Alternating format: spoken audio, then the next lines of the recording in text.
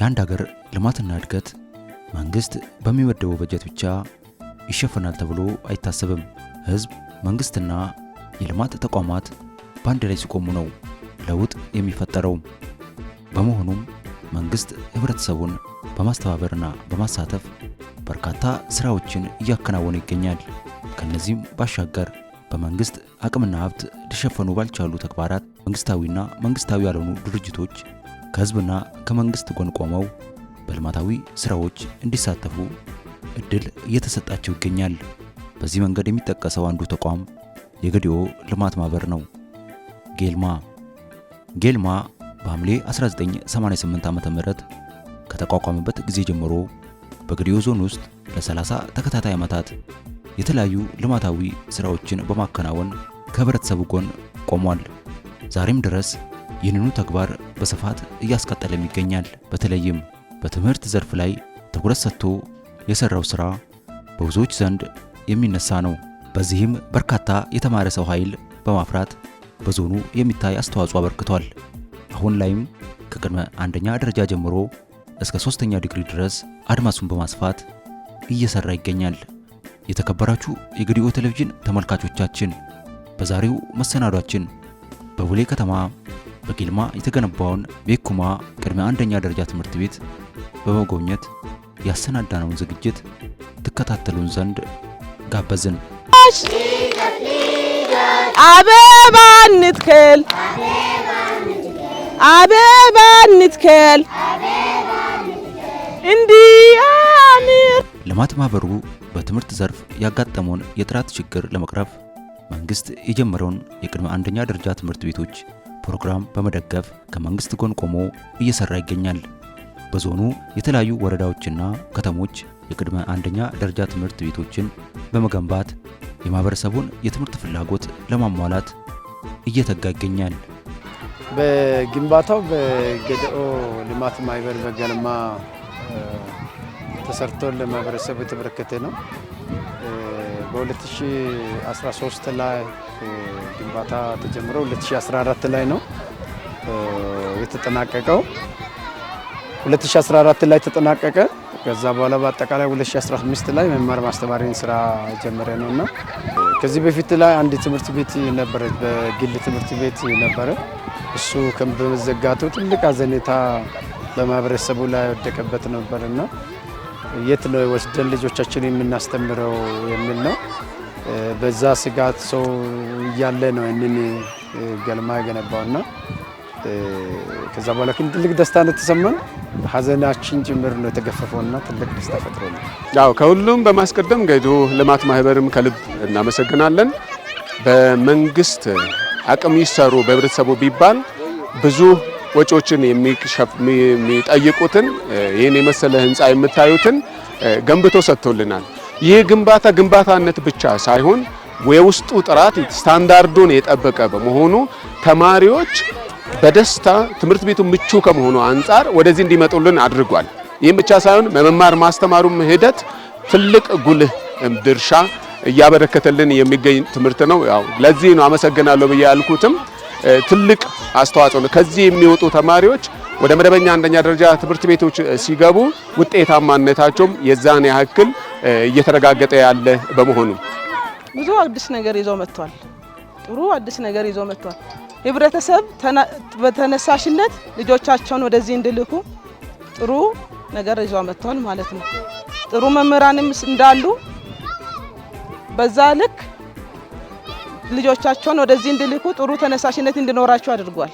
አንዴ ልጅ ነበረ ጭራሮ ሚሏት ድንጋይ ላይ ቁጭ ብላ ንፋስ ወሰዳት። የቀበና ውሃ ምንጩ ደፈረሰ ምንም ሳላጠና ፈተናው ደረሰ። አባሁሮ ሜዳ ላይ ፈረስን ላነሳስ ኮቴ ወለቀብኝ ያቺ እናቴ ቢሰማ ገረፈችኝ በሳምባ የሳምባውን ሁኔታ አልጋንጥፎ መኝታ። አትንጫጩ ልጆቼ እመጣለሁ ሰንብቼ ዳቦ ቆሎ ቆልቼ ቼ ቼ ቼ ባልጋ ላይ ተኝቼ ነጭ ፈረስ ላይ ተቀምጫለሁ ቼ ቼ ያልክ እጋልባለሁ ቼ ቼ ቼ ፈረሴ። በቦሌ ከተማ በ2013 እና በ2014 ዓመተ ምህረት ውስጥ የተገነባው ቤኩማ ቅድመ አንደኛ ደረጃ ትምህርት ቤት በአካባቢው የነበረውን የትምህርት ቤት ፍላጎት ለማሟላት ከፍተኛ ሚና ተጫውቷል። ትምህርት ቤቱ የከተማው ልጆች በቅርበት ትምህርት እንዲያገኙ ከማድረጉም ባሻገር ለበርካታ መምህራን የሥራ ዕድል ፈጥሮላቸዋል። በጣም ብዙ ጥቅም አግኝተናል። እኔም 2016 ላይ ነው ወደዚህ ያመጣሁት። በጣም ብዙ በጥሩ ሁኔታ እያስተማርን ነው። በጥሩ ሁኔታ ከማስተማራችን የተነሳ ህብረተሰቡ ብዙ ጥሩ አመለካከት እና በጥሩ ሁኔታ ልጆቻቸውንም ወደዚህ እየላኩ ነው እና ብዙ ጥሩ ከማስተማራችንም የተነሳ ብዙ ስምንም አግኝተናል። ጥሩ ስም አግኝተናል። ጥሩ ያስተምራል። ቤኩማ ትምህርት ቤት ጥሩ ያስተምራል። ልጆቻችን እዛ መማር አለባቸው እያሉ ህብረተሰቦቹም ወደዚህ ልጆቻቸውን እየላኩ ነው። 2 ዓመት ላይ ነው 2 ዓመት ተመርቋል። 2016 እና 2017 ላይ ተመርቋል። 2017 ላይ 210 ህፃናቶች ተመርቀው ወደ መደበኛ ገብተዋል። 2017 ላይ ደግሞ 217 ህፃናቶች ለምረቃ በቅተዋል እና በዛ ደግሞ ተነስቶ በዘንድሮ 2018 ትምህርት ዘመን ላይ 412 ህፃናት ነው የተመዘገበው። አሁን ደግሞ 400 ህፃናት በመማር ላይ ይገኛሉ። ተማሪዎች ወደ አንደኛ ክፍል ከመግባታቸው በፊት የስሌቶችንና አዳደሮች ማወቅ ስላለባቸው ይሄ የሀገርን ትኩረት አቅጣጫ ነው። ምክንያቱም መሰረት ላይ ከተሰራ ላይ ላለው ውጤታማነት ፋውንዴሽን እንደመሆኑ መጠን ከዚህም የተነሳ መንግስት ባስቀመጠው አቅጣጫ መሰረት በቅድመ መደበኛ ትምህርት ቤቶች በየትምህርት ቤቱ አንደኛ ደረጃ ባሉባቸው እንደውም ይሄ ትምህርት ቤት ላይ ራሱን የቻለ ቅድመ መደበኛ አንደኛ ትምህርት ቤት ላይ ስራ እየሰራን ነው የሚገኘው። ቅድመ አንደኛ ደረጃ ትምህርት ቤቶች የልጆችን ፍላጎት የሚያሟሉ መሆን ይገባቸዋል። ይህም ልጆች ወደ ትምህርት ቤት በደስታ እንዲመጡ ከማድረጉም በተጨማሪም በቆይታቸው ውስጥ በደስታ እንዲማሩና እንደልባቸው እንዲጫወቱ ያግዛቸዋል። የህብረተሰቡ ላይ ያለው ማራኪ አካሄድ ነው ያለው። ህብረተሰቡ የሚሰጠን በአክብሮት ከመደበኛ ትምህርት ቤቶች እያስወጡ ወደ ነው የሚያመጡት። የሚያመጡበት ምክንያት ትምህርት ቤቱ ከልጆች ፍላጎት ጋር ከእድሜያቸው ጋር ተመጣጣኝ ስለሆነ ምቹም ስለሆነ ወደዚህ እያመጡ ነው። እንዳውም ክፍሉ መሸከም ከሚችለው በላይ ሲሆን እኛንን ያስቆም ነው። ምክንያቱም አንድ ክፍል መያዝ የሚገባው የተማሪ ልክ አለ፣ ከዛ በላይ ስለሆነ ነው ለኛ እየተሰጠ ያለው ትምህርት ቤት ይሄ ትምህርት ቤት ቢስፋፋልን የሚል ጥያቄ እያቀረቡልን ያለው። እናስተምሮ በቋንቋቸው ነው፣ በአፍ መፍቻ ቋንቋቸው ነው የምናስተምረው። አንድ አማርኛ መሀል አለ። ሁሉንም ተረትም ሆነ እንቆቅልሽ በአፍ መፍቻ ቋንቋቸው ነው የሚማሩት፣ በገደፋ ማለት ነው። አቀባበላቸው በጣም ጥሩ ነው። በጥሩ ሁኔታ እንቀበላለን። እንደ እናት እንንከባከባለን። እንደ እናት ነው የምንከባከበው። በጣም ከእናትም በላይ ነው የምንከባከበው። ሲያለቅሱ አንወድም፣ ሲጎዳዱ አንወድም፣ እንዲጎዱ አንተዋቸው። እንደ እናትነት ነው የምንከባከበው። ልማት ማህበሩ ለህብረተሰቡ እየሰጠ ያለው አገልግሎት ከጊዜ ወደ ጊዜ እየተሻሻለና እያደገ መምጣቱን ሁሉም የማህበረሰብ ክፍሎች ይመሰክራሉ። በተለይም በትምህርት ዘርፍ ሁሉን አቀፍ ስራዎችን በማከናወን የማህበረሰቡን ተጠቃሚነት ለማሳደግ እየሰራ ይገኛል። በዚህም ወላጆች ጊልማ በትምህርት ዘርፍ እያከናወነ ባለው ስራ ከፍተኛ ደስታ የተሰማቸው ነው። የመማር ማስተማር ሂደታችን በጨዋታ መሰረት ያደረገ ነው። አብዛኛው እዚህ ያሉ መምህራኖች የሰለጠኑ ናቸው። በቅድመ መደበኛ የሰለጠኑ ናቸው። ዲፕሎማ ምሩቅ ናቸው። እንደገና ደግሞ አጫጭር ስልጠና በአጋር ድርጅቶችም ስልጠና በመውሰድ እንደገና ደግሞ በትምህርት ቤትም ደግሞ ከጽህፈት ቤት ባለሙያዎች ጋር በመሆን የተለያዩ ስልጠናዎችን ስራ ላይ ስልጠና እንሰጣለን። በዛ ላይ አክቲቭ ሆነው ይሰራሉ። የተሻለ አሁን መደበኛ ላይ ካሉ ኢቭን እንኳን ከ3ኛ ከ4ኛ ክፍል ጋር የሚወዳደሩ ህጻናቶች አሉ። አሁን በአሁን ደረጃ በዚህ በኬጂ በእኛ ኬጂ ኤቢሲዲን ኤቢሲዲን ለይተዋል። እንደገና ቁጥሮቹን ለይተዋል። እንደ አራቱ የሂሳብ ስሌቶችን ለይተዋል እና በርካታ አካላዊም በተለያዩ እንቅስቃሴዎችን በማድረግ የሚያዳብርበት ሆነውና መምህራኖቹም አክቲቭ ሆነው ያስተምራሉ። የመማር ማስተማሩን ስራ በሚመለከት ባለሙያዎች አሉ። ይህንን ዘርፍ የሚከታተሉ እለት ይመጣሉ፣ ክፍተቶችን ያያሉ። የትምህርት ቤት ክፍተት አለው ማለትም የትኛውም ትምህርት ቤት ሲዘጋ ተዘግቶም አያውቅም። ምክንያቱም ቅድም የምናነሳቸው ነገሮች አሉ። ትምህርት ቤቱ ምቹ ከመሆኑ አንፃር ትምህርት የለም ተብሎ እንኳን ተማሪዎች በጉጉት ነው የሚመጡት ካላንደር እንኳን ዘግቶ።